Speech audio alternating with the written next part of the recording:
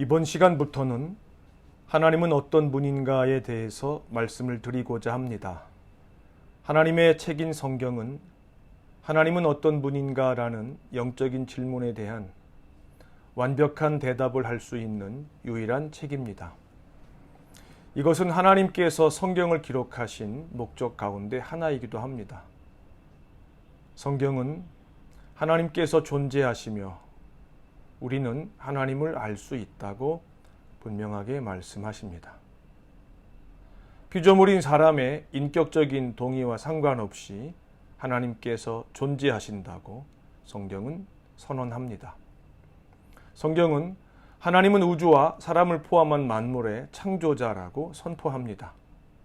하나님 말씀인 성경에 의하면 사람의 영혼 속에는 하나님께서 계신다는 것과 나는 하나님의 피조물이며 하나님은 나의 창조자라는 깊은 내적 의식이 새겨져 있습니다. 사도는 로마서 1장 19절에서 하나님께서는 악인에게 하나님을 알만한 것을 저희 속에 보이셨다고 합니다.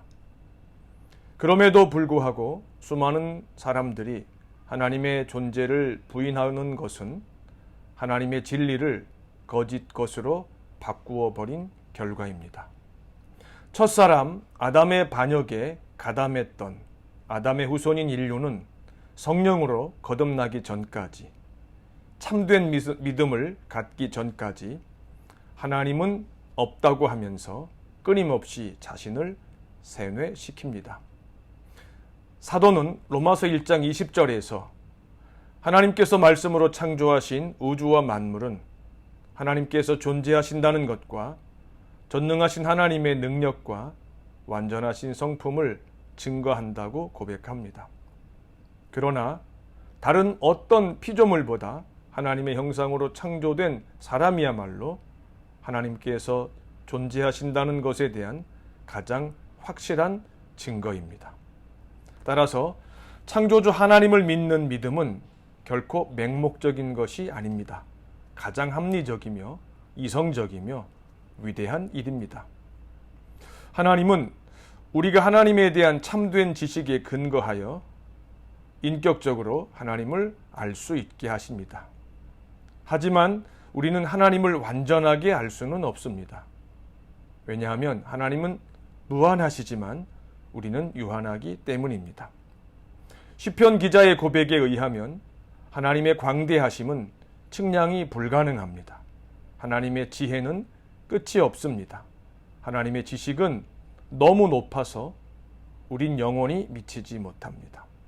하나님의 생각은 수를 셀 수 없는 바다의 모래알보다 많습니다. 우리는 하나님을 전부 알 수는 없지만 하나님께서 원하시는 만큼, 우리가 원하는 만큼은 인격적으로 알 수가 있습니다.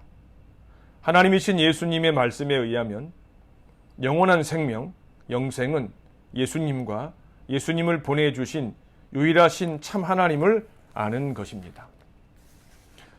성경은 하나님은 사랑이시며 빛이시며 영이시며 의로우시다고 증언합니다. 하나님을 알아가는 과정에서 하나님과 우리가 함께 갖고 있는 것은 우리 편에서 볼 때 이해하기가 상대적으로 쉽습니다. 그러나 하나님만 갖고 계시고 우리에게 없는 것은 이해하는데 많은 어려움이 있습니다. 이해를 한다고 해도 그 이해가 완전한 것은 아닙니다. 또한 영원히 다 이해할 수 없는 것이 사실입니다. 하나님은 신이시고 창조주이시고 우리는 사람이며 피조물이기 때문입니다.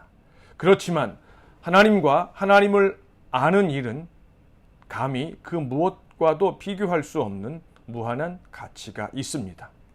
하나님께서 사람을 창조하신 목적은 바로 이 일을 가르쳐 주시고자 함입니다. 피조물인 사람은 창조주이신 하나님을 알게 될 때, 알아갈 때 비로소 진정 행복해질 수 있고 행복해지기 시작합니다. 하나님을 알아갈 때, 하나님을 점점 닮아갈 때 사람은 하나님에게만 영광을 돌려드릴 수 있습니다. 이것이 하나님께서 사람을 창조하신 목적이며 사람이 창조주이신 하나님을 끊임없이 알아가야 하는 이유입니다. 다음 시간에는 스스로 계시는 하나님, 변치 않으시는 하나님에 대해서 말씀드리겠습니다.